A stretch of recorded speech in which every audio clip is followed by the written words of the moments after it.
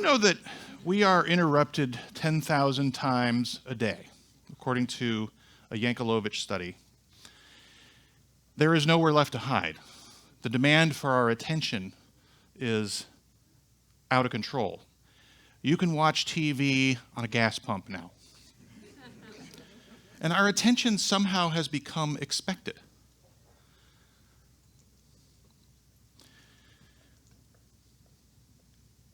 So I have a question. Who deserves our attention? Who earns it? When in a world that's just expecting us to pay attention, where do we direct it? Who's worthy of our focus? And what is the future of attention? What role will AI play? There's a French philosopher named Simone Weil who said a really appropriate quote about this subject. She said, "Attention is the rarest and purest form of generosity." But we're fragmented. We are doing the dishes and half listening. We are pushing down the garbage and half listening. We're feeding the dog and half listening. And, some of us even have noise-canceling headphones, something my wife Katie calls wife-canceling headphones. Fact is, we used to be more present, and things have gotten really busy. Things have gotten really noisy. I checked my phone earlier, and just to make a point, sometimes we hear a ping, and we think it's our phone.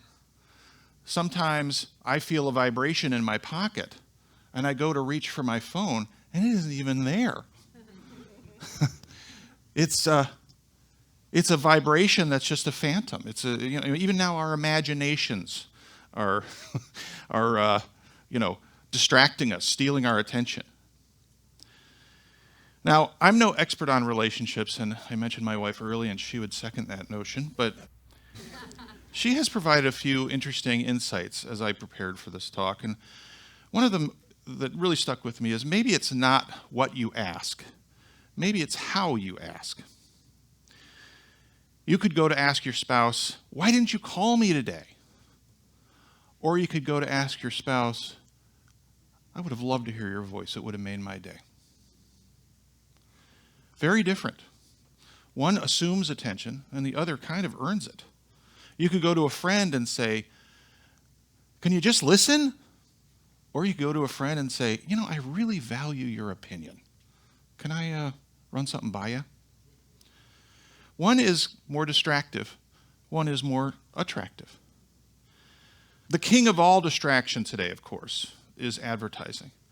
And we get the pre-rolls that come up when we're trying to watch a video. We get a screen takeover when we're trying to read an article, or the copy jumps around, and it's incredibly maddening. We even get interrupted while we're streaming a movie, and you could be watching a courtroom drama, and the judge says, "Okay, ladies and gentlemen of the jury, what say you?" And instead of a verdict, you get liberty, liberty, liberty.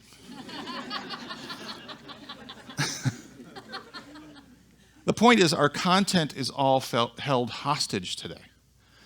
And there is a roadblock in the way. Now, I have a confession to make. I am a major contributor to this. I spent 30 years in the advertising business. I did the math, and work that I have overseen or my teams have overseen have basically added up to about $2.5 billion in media spend, media interruption. So subconsciously, I'm probably looking for some redemption here.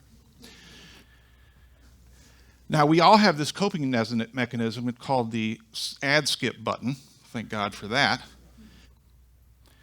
But coming from the advertising business, I can tell you, nobody in the advertising business is trying to be annoying. The process is not great, but I will say that everybody's trying to do things, or they used to be, that are entertaining or educational or intriguing or endearing, because that attention is so precious. And for a lot of advertisers, it's really expensive, as I mentioned. But attention now seems like it's assumed. And advertisers seem to think we care, and we don't. Amid all this noise pollution, I do see hope. Content overwhelm is not new, and there are some advertisers that are stepping up. For example, in India, in 2017, 90% of the population thought laundry was still a woman's job. And a brand called Ariel Detergent found this data point, and they decided, you know what, maybe we shouldn't go out with whiter whites and brighter colors. Maybe we should go out and talk about this problem and how we can help solve it. So they launched a campaign they called Share the Load, and they advocated for others in the family to help. And it got huge attention. Sales went up 76% because women felt heard and seen and understood. No whiter whites messaging would ever do that. Back in the 15th century, Gutenberg invented movable type, and mass printing became possible.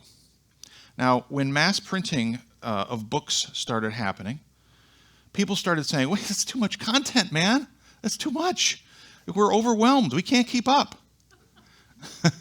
It's funny to think about now, isn't it? But a proactive, helpful tool emerged, something called the index. The index helps us find what's meaningful to us. The index helped us sort through all the noise.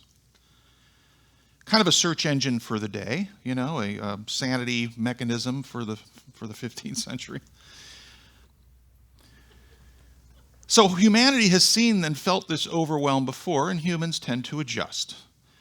And I think amid what is happening now with AI, and everybody's kind of wondering what this is going to mean for us, and some are freaking out, some are trying to use it, some are, getting used to it. I wonder if AI is the index of this century. I wonder if it's going to help us sort out what's relevant and what should take priority. Maybe it's the great meaning finder for all of us, prioritizing our attention. It already summarizes things for us. It recommends things. It finds things for us. And depending on how we use it and how it evolves, it still can be a big help to us in the sense of being an index to find things that are relevant for us. Now, why does this matter to me? And why should it matter to you? Well, I believe there is power in respecting the interruption. Years ago, I was fortunate to be a part of a campaign for a company called H&R Block, and myself and my partner came up with this idea. And as I look back on it, I realized it did a bit of a flip to the common kind of process, the common formula for advertising. Most advertisers are sitting here spending money to try to get you to care about them. And we flipped it. We decided, what if we just tried to prove that we care about our audience? We launched a campaign called, when you got H&R Block, you got people. It wasn't, it's better at H&R Block. It wasn't, we never make mistakes. It wasn't, get it right. It was, if you need help, we're here.